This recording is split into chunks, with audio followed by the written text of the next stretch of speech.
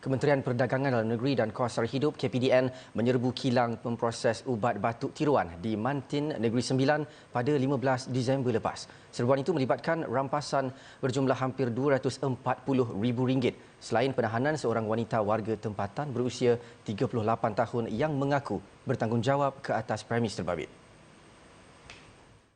Hasil serbuan menemukan 10,000 botol ubat batuk telah siap dibungkus bersama 900 liter cecair disyaki ubat batuk. Kilang berkenaan didapati menggunakan jenama ubat batuk terkenal disyaki tiruan. Selain itu, 2 bangunan industri yang dijadikan tempat pemprosesan turut disita dengan nilai keseluruhan dianggarkan RM2.6 juta.